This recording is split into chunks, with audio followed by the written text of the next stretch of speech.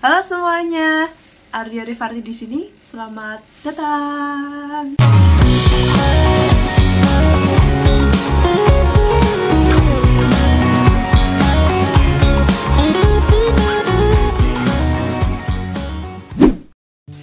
Di video kali ini aku mau share ke kalian tentang culture shock dan apa aja yang aku temuin di Korea yang lumayan buat aku kagum sama Korea. Yuk kita langsung aja ke yang pertama. Jadi waktu itu aku pernah datang ke suatu restoran, terus kita pesan, aku sama teman aku pesan makanan 4 orang, kita pesan masing-masing 1 orang 1 makanan. Terus penjaganya itu bingung, ini beneran pesan 4 gitu kan katanya. Terus iya pesan 4, kita bingung kan, kayak kok ditanya balik kenapa ini gitu. Makanannya tuh datang, terus kita tuh shock, kayak termangu gitu, bingung. Hah? Makanannya tuh sebanyak itu dan 1 piring tuh gede, piringnya tuh bener-bener gede, dan pasta yang kita pesan tuh banyak banget. Kita bingung mau habisinnya gimana. Ternyata memang di sana itu kebanyakan restoran kalau menyajikan makanan memang porsinya tuh besar-besar. Jadi mungkin bisa dipertimbangkan juga kalau pesan mungkin 1 piring buat berdua. Oke lanjut, yang kedua. Ini waktu itu aku lagi nongkrong di Starbucks sama teman-teman aku dan aku menemukan detail yang buat aku kagum. Jadi di Starbucks itu kan self service. Kalau kita habis minum, kita harus mengembalikannya ke tempat yang udah disediakan. Ada tempat tisu yang menurut aku lumayan convenience. Itu dia udah kasih desain untuk jari kita masuk dan kita tinggal ngambil tisu itu. Dan gak hanya itu, tisunya itu lipatannya udah dibuat space untuk langsung diambil gitu loh. Terus gak hanya itu juga, ternyata untuk mengembalikan bekas minuman kita Starbucks itu ada di suatu tempat yang udah ada sendiri klasifikasinya. Liquidnya di sana, terus ada juga untuk naruh gelasnya di sana, dan semuanya tuh udah bener-bener well prepared di situ. Keren sih. Lanjut yang ketiga. Nah yang ketiga ini sama, masih tentang makanan juga. Waktu itu aku datang ke suatu restoran. Itu restorannya itu bukan tipikal restoran yang gede di tengah kota banget gitu, enggak. Dia ada di daerah Osan namanya. Ruko kecil, tapi di sana bener-bener tersusun rapi. Desain interiornya itu simple.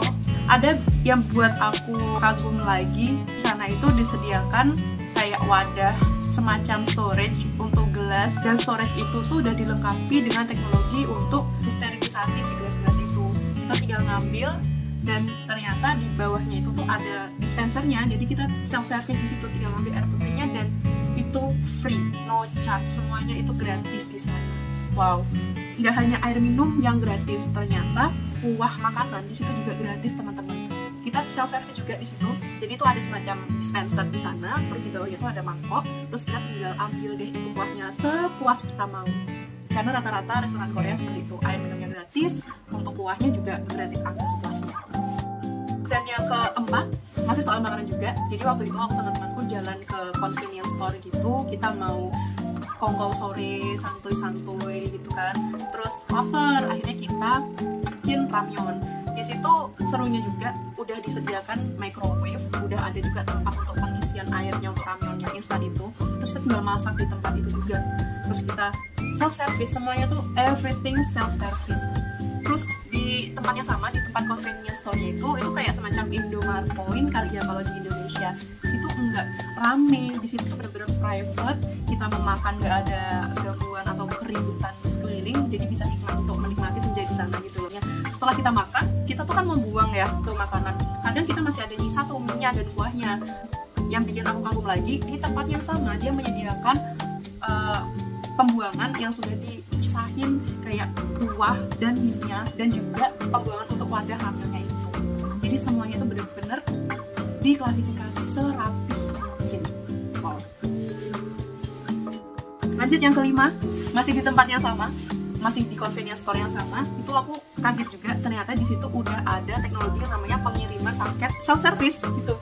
Wah, jadi udah disediakan kayak alat timbangnya, terus informasi-informasi yang harus kita penuhi, informasi yang harus kita ketahui, bagaimana cara pengirimannya, penimbangannya, dan lain sebagainya itu. Dan kalau disediakan itu berarti itu benar-benar membuat warga sana tuh lebih nyaman dan mudah untuk mengirim paket. Wah, semuanya serba self service. Lanjut yang keenam, Yang keenam itu ketika aku udah selesai kongko nih sama temanku kan, kita jalan mau ke arah pulang ke dormitory. Terus aku tuh kaget, di trotoar tuh ada kayak karpet terbentang jauh gitu. Itu apa sebenarnya ya tujuan mereka kasih karpet di jalanan gitu kan? Apakah ada hajatan atau sunatan atau acara apa gitu? Kan di situ nggak ada gitu kan acara seperti itu. Ternyata aku ingat waktu kemarin itu tuh jalanannya tuh lagi diperbaiki. Jadi pavingnya tuh lagi dibuka itu dan tanah-tanah isinya kan. Besoknya itu hujan, di waktu aku mau pulang itu hujan, dan ternyata dikasih bentangan karpet itu supaya para pejalan kaki nggak kepleset dan merasa tetap nyaman berjalan di situ. Keren. Terus yang ketujuh, masih di situasi yang sama waktu aku jalan pulang, itu aku tuh nge-capture beberapa hal yang bikin aku lumayan bingung. Jadi satu jalanan ada banyak banget minimarket, ada banyak banget convenience store. Mungkin kalau di Indonesia kayak ada Alfamart, Alfamidi, Indomaret, Sevel dan lain-lain ya. Heran, jadi ada GS25 lah, ada Inmart lah, terus ada Sevel lah. Banyak banget gitu loh sepanjang jalan itu, padahal gak ada 1 kilo kayaknya, tapi tuh ada gitu loh. Jadi hawanya mau jajan aja kalau di sana tuh. Lanjut yang ke-8 ya ini ya. Oke, di waktu itu tuh lagi kemarau, panas banget. Jadi kalau di Korea, kalau musim kemarau atau summer itu bener-bener gak hanya panas, tapi humid, gak ada angin, panas banget isi. Jadi pemerintah Korea di situ tuh bener-bener mempertimbangkan berbagai aspek. Tahu kan situasinya panas, dan di sana disediakan payung di jalanan umum dong. Payung di spot-spot tertentu, kayak misalnya di deket lampu lalu lintas, karena orang kan pasti menunggu ya kalau misalnya lagi merah, dan disediakan di situ supaya tidak kepanasan. Mantap. Oke, ini yang terakhir aja ya. Mungkin nanti kalau misalnya ada lagi aku bakal buat di next video kalau antusiasnya lumayan besar. Jadi ini yang terakhir.